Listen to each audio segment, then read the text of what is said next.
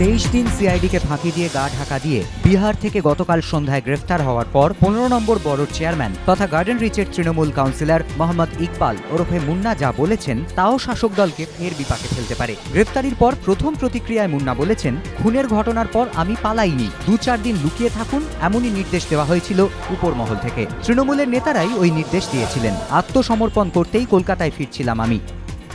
कलकत्ता से हम करीब 17 या 18 को निकले। 12 को मर्डर हुई। 12 4-5 दिन हम वहीं थे। नहीं मर्डर को लेके भागे नहीं, मतलब कि कुछ ऐसा ऑर्डर था कि 2-4 दिन आप हट जाइए।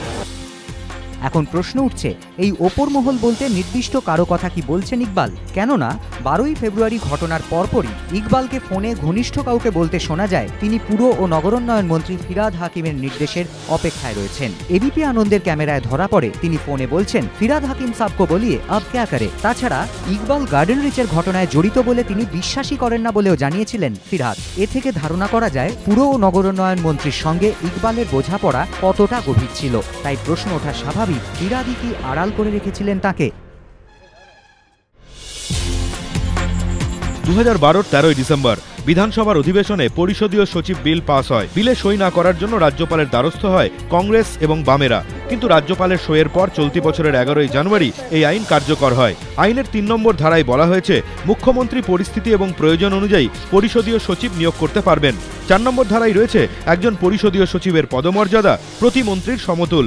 7 নম্বর ধারায় বলা হয়েছে প্রতিমন্ত্রীর মতোই বেতন এবং ভাতা পাবেন পরিষদীয় সচিব। 24শে জানুয়ারি বিতর্কের মধ্যেই পরিষদীয় সচিব হিসেবে শপথ নেন তৃণমূলের 13 জন বিধায়ক।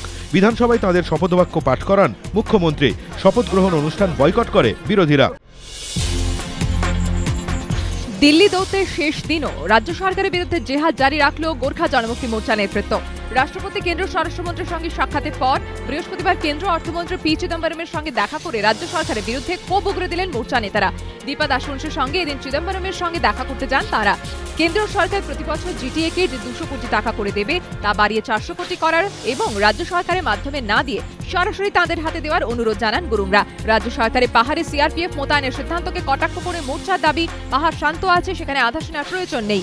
উল্টে কলকাতায় সিআরপিএফ এর প্রয়োজন আছে, কারণ সেখানে তৃণমূলের হাতে পুলিশ অফিসারকে খুন হতে হচ্ছে।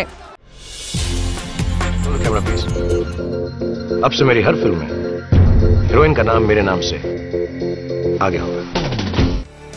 ওমেন্স ডেতে এটাই শাহরুখের ঘোষণা। এবার থেকে তার প্রতিটি ছবিতে তার নামের আগে ছবির নায়িকার নাম লেখা হবে।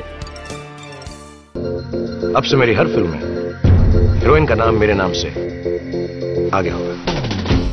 কে হবেন সেই প্রথম নায়িকা যার নাম ছবির টাইটেল কার্ডে শাহরুখের নামের আগে দেখানো হবে? So I think it will start with Chennai Express, starring Deepika Padukone.